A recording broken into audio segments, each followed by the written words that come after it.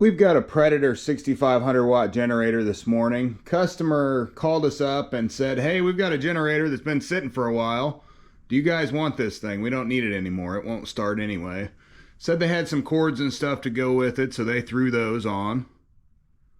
We're gonna see if we can't figure out what's going on with this thing and get it back up and going and get it sold, probably. I don't think we need a generator around here for anything.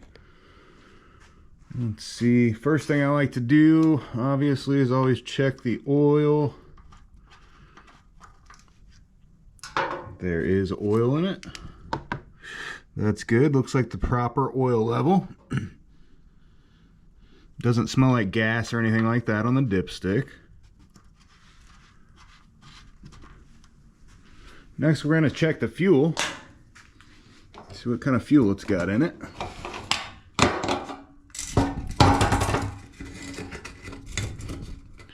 Now on these cords they brought with it, they've got double ends on them. So if you plug those in to this generator before you plug in the other end coming out is actually hot. That is not safe. You shouldn't use these cords like something like this.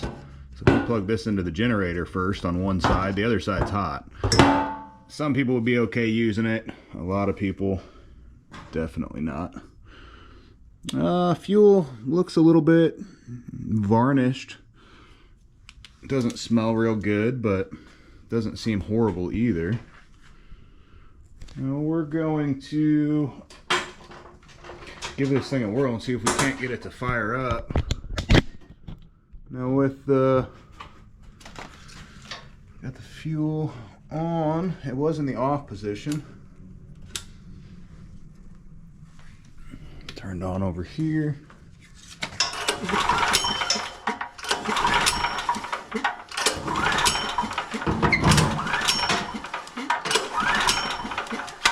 Alright, not getting anything out of it right there. Just roll this thing around.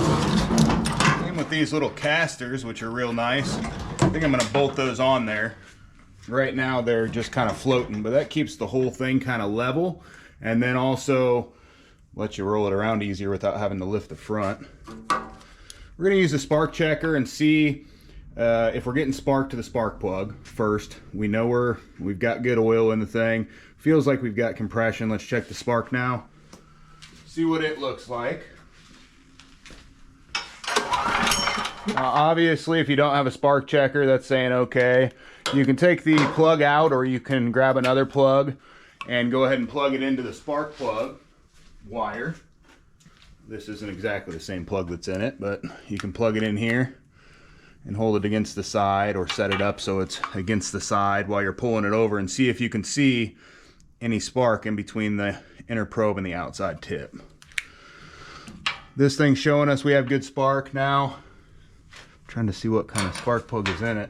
Looks a lot like a torch spark plug. If they're torch spark plugs, I normally just go ahead and switch them out. They just never seem to last, and they seem to be kind of intermittent a lot of times. And that's one of the big suppliers they're using anymore. I'm not sure. NHSP. Anyway, we're going to put a NGK BPR 6ES in it.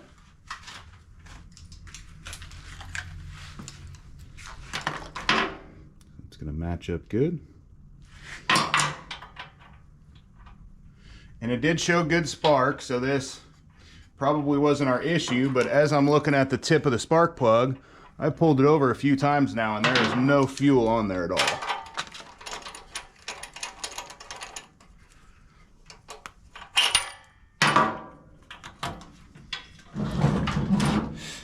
Plug it back in. We're going to take the air cleaner cover off now. We're going to spray some starting fluid down in here into the carburetor. See if we can't get this thing to start.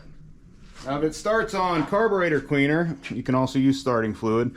Gum out just works really well, not so nauseous, doesn't smell so bad. If it starts on this, we know that we're not getting fuel, or the fuel it's getting to it isn't good.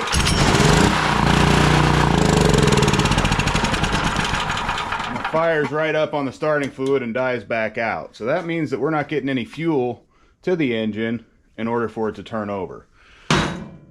Fuel doesn't look real good. I don't know how long it's been sitting. We're definitely going to drain that, but we're also going to pull the carburetor off and see what it looks like. And we don't know anything really about this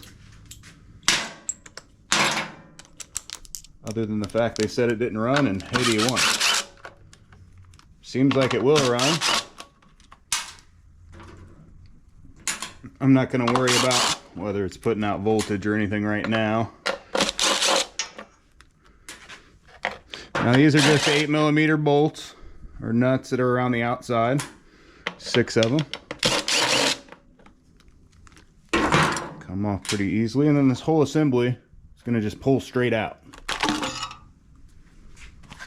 See if I can't get a little better view there. Now I'm going to pull this tube at the top straight up and out to just get it out of the way. And then I'm going to use a 10mm to take the 2 bolts off there.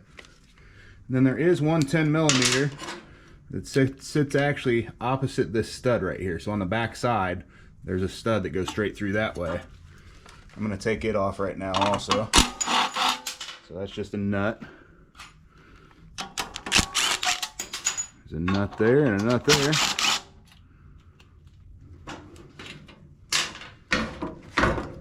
And then the whole air cleaner box assembly is going to come directly towards you. Now on this unit, if you're not getting spark at this point, there is a kill for the low oil shutdown on the other side. I'll show you real quick. Now this is very a very common thing on these. If you're not getting any spark or the spark showing weak, can't see the spark real well. If you look right here, there's a nut going on the going to the block of the engine. It's got a wire coming directly out of the block. I just pulled that down a little bit. You can find it, they're just kind of hanging up here in the loom, but if you were to unplug this, if you weren't getting good spark, if you were to unplug this and you got good spark, that means your low oil switch is bad, or you don't have enough oil, obviously. But always run it on a level surface, and you can check that if you're not getting good spark. Now, if you unplug that, you're still not getting good spark, you replace the spark plug, you know, everything like that seems good, you're going to want to pull this cover and actually disconnect the kill wire from the coil itself and test spark at that point. At that point, if you do get spark, you know that something's being grounded out, and if you don't, you know the coil's bad. Obviously check the spacing and everything at the same time, but normally that's not the issue. Just wanted to kind of point that out. Now if it won't start on starting fluid and you are getting spark, you could have an issue with like a stuck valve or something else like that. You can take the valve cover off here on this side. There's just a 5/16 bolts that hold it on, and it comes off, and you can check your valves, make sure they're moving in and out, no play or anything like that, or that they're not spaced too far apart, nothing's loose, no bent push rods, anything like that. But if it starts on starting fluid, you know it's not an issue with compression. We're going to pull this out. Just go ahead and drain all this fuel for a while. It'll take a little while to drain. It's got probably, I don't know, 3 or 4 gallons in it.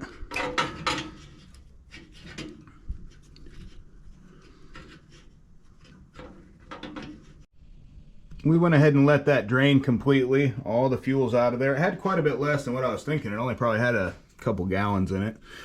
I did take the shutoff down just to clean everything out. And then we went ahead and blew up through, pressurized the tank just to blow air out the bottom and just remove all of the old fuel from it. We also throw some carb cleaner in there, kind of slosh it around. It helps to dissipate the old fuel. Cleaned all this up just to make sure there wasn't anything stuck in the filter or down through in the sediment bowl at the bottom. You can take that off. A lot of times it'll get stuff stuck down at the bottom if they're real bad. This one wasn't bad at all.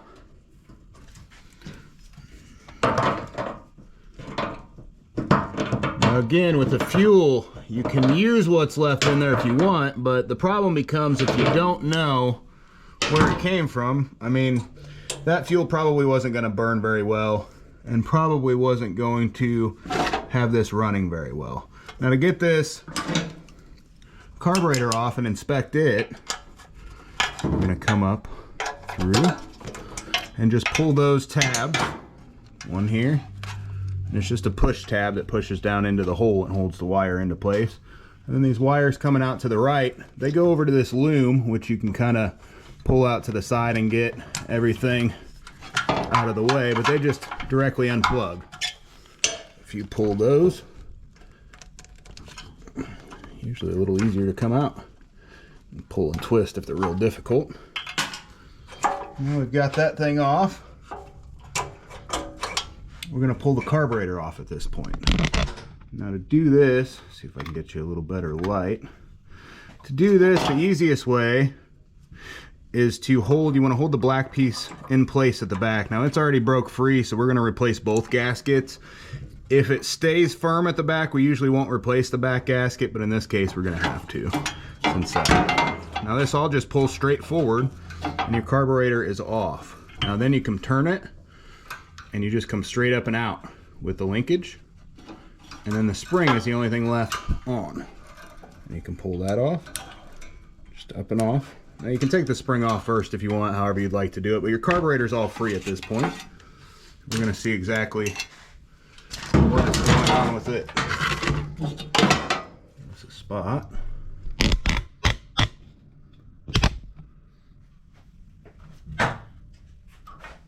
Now on these they have a shut-off solenoid on the bottom. That basically shuts off fuel to the generator if the ignition switch isn't on. Now on these, they're Phillips head screws, but you can almost never get them with the Phillips head. They're almost always so stuck on there. You've got to use a big pair of vice grips or something to get them loose, or at least started, before you can get them out with a Phillips head. It's pretty much every single one we do is about like that.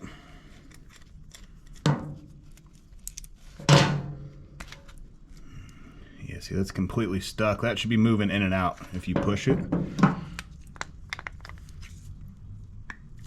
up to 13.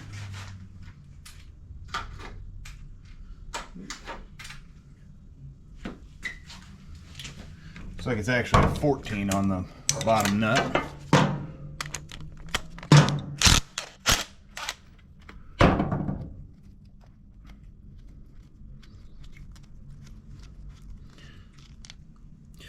Now that's your jets that feed everything up through. There's quite a bit of stuff. If you're looking down straight through there where you don't see a straight hole through, that's perfect. There's some stuff down in there. Take the bottom off.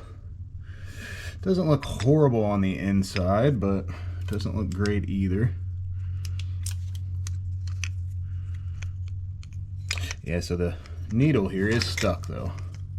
The needle doesn't want to come down. Now I'm going to take it and I'm going to turn side to side to see if I can get it to free up. Ooh, that's really stuck. Yep. That's a lot of stuff down in there as far as the needle and seat goes. When I'm selling something, I don't like it to be questionable, but I'll show you how to clean this thing up if you're gonna clean it. But we're gonna replace this carburetor. That way we feel confident in it when we sell it. I don't know, we might just throw this one on there. Guess we'll see how it goes after we get it cleaned up, see how happy we are with it. I mean, that's a lot of stuff down in there. It's very, very hard to get all that to come free and to get these back running right again. And to be quite honest with you, these things are so cheap, it's almost silly to do since we have one on hand. The only reason I'm going to do it is just because I'm going to show you how to do it. Now, that's kind of the difficult part. Hopefully that frees up for us. The rest of this stuff is just going to go in the ultrasonic cleaner. And we'll let it take care of that for us.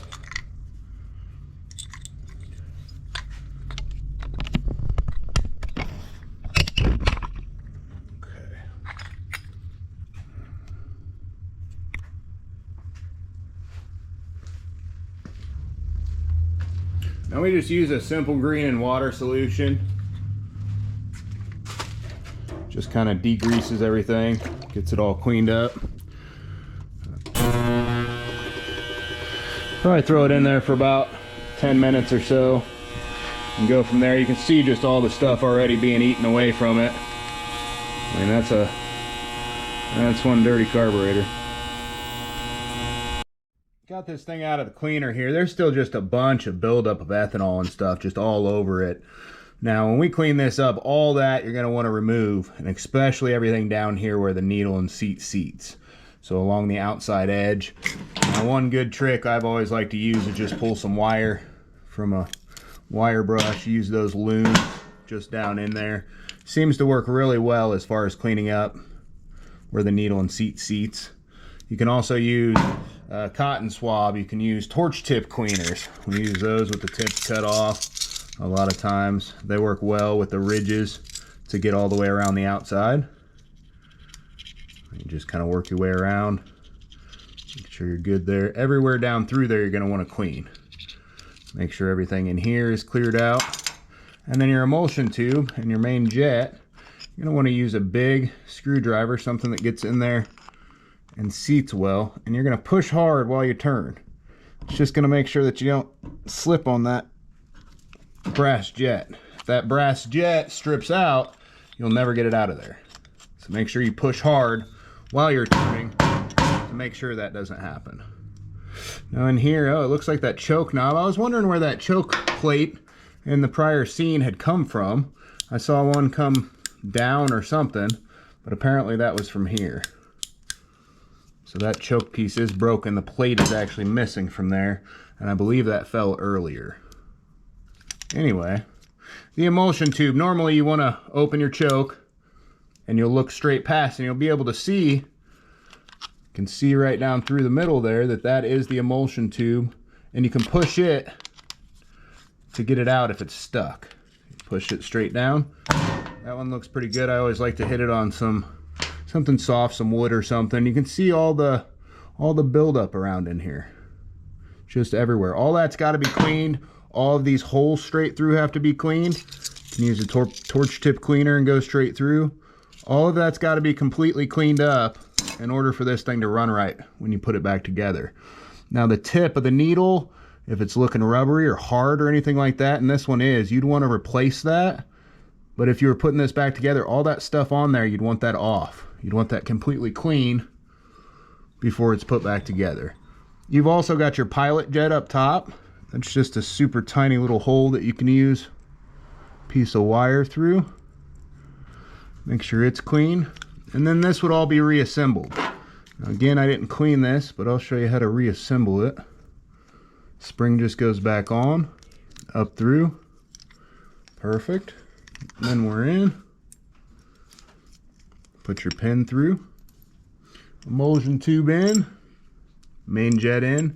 Now that's the most important one right there. You want to make sure that's clean completely through. And then on this side also, screw it back in. Now if you don't get the pilot jet up top completely clean here, that tiny little hole, you'll get some surging out of the unit. Not going to want any surging from it. Make sure the O-ring's good, and then all these jets in here don't have anything that's going to put back into your carburetor. And you'll tighten that down, and then you just put your pilot jet back up top. Again, I'm not really too worried about the installation of any of this right now, since we're just going to grab a new one, but pilot jet snaps in tight, little spacer on top. And then you've got your return for the governor. So this is a low return, and you want it, get a little better screwdriver. I don't know if that's any better, a little bit wonky, but you want it right about there. Maybe a 1/4 inch past, 3/16 of an inch past where the plastic's showing. At that point, with this, if you're going to free it up, a lot of times what you've got to do is you've got to push it in, and it looks like that one's stuck there. Maybe I've got to pull it out. Yeah. So you got to free all that up, and you can use carb cleaner, blow all through any of this as you're cleaning it. That'll help you get it cleaned up well. Compressed air is your friend when you're doing this also. It helps a lot. Once that's all freed up, put it back together. And again, you want it so it's facing to the right hand side so your wiring goes correctly. Put your 2 screws back on the bottom and we're ready to put the carb back on. I'm going to grab a different one here.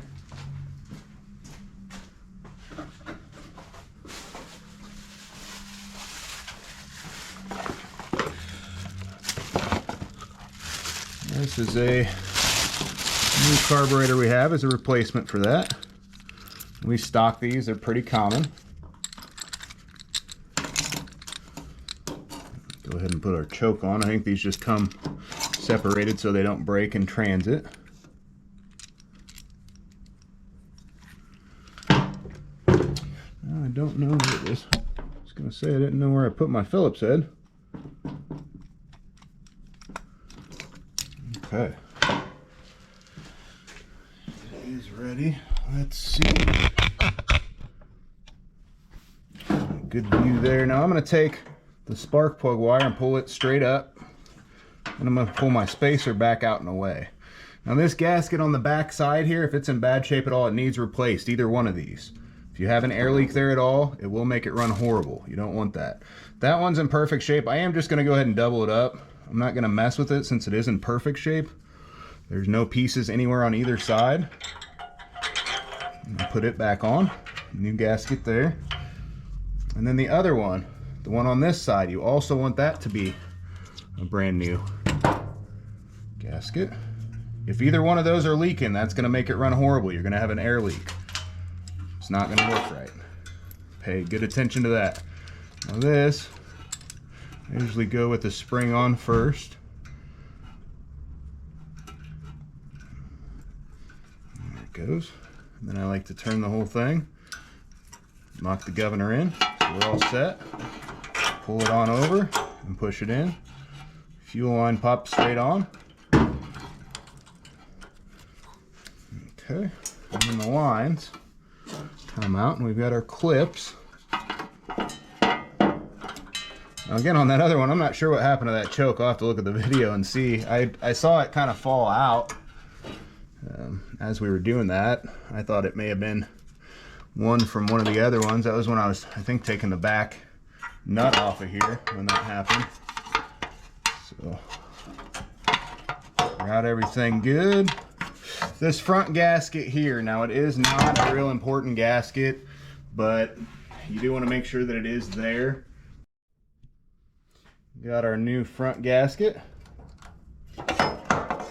As we put this back on, where the fuel line goes, there's a little holder, and it kind of clips through here on the fuel line on the back side. So make sure that goes through. Oh, there's still a little piece of that old gasket on the front. Got it off of there. Alright, everything's lined up, all solid. Now we can put our 10mm nuts back on the front. And we got the one on the back again that sits on the back side of the stud here at the bottom.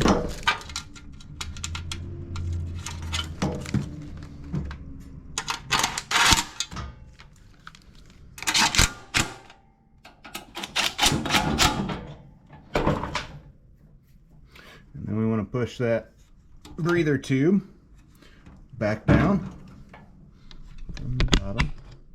So it's back down in where it started. And then we've got the 6 around the outside, the 5/16.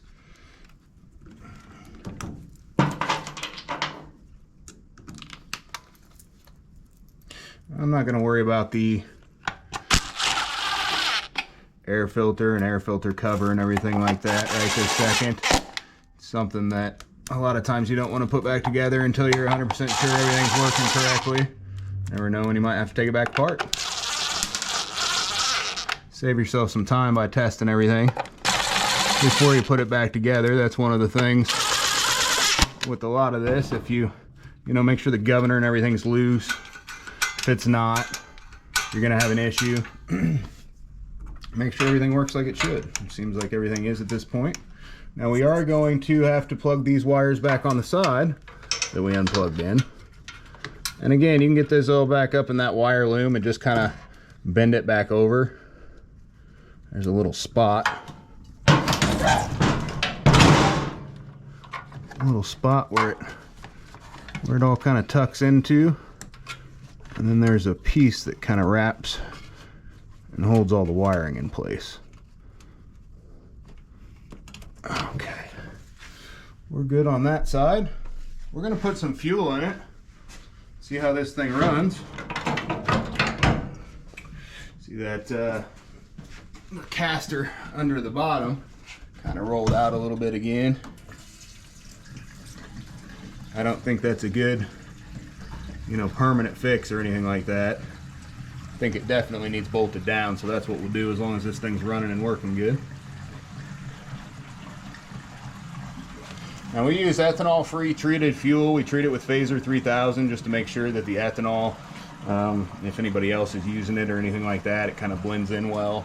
To make sure our fuel doesn't go bad when it's sitting in snow blowers or mowers for a year or something like that in storage.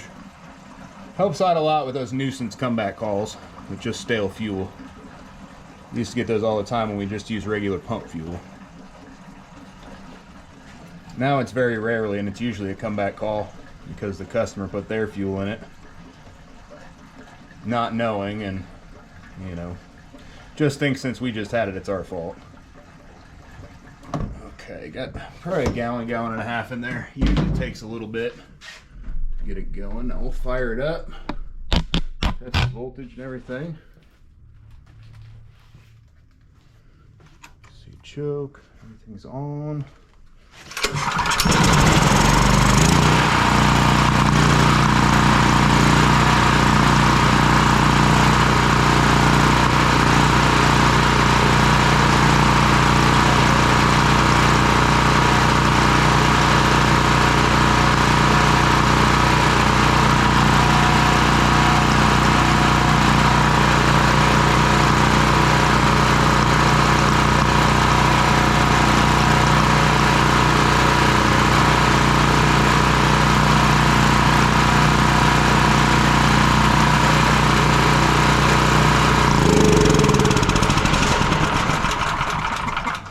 Well, it's putting out good voltage and everything. Solid running at this point. Hopefully that'll help you if you're having issues with getting your generator started or running. A common issue on these, something we see a lot. Thanks for watching. Like and subscribe.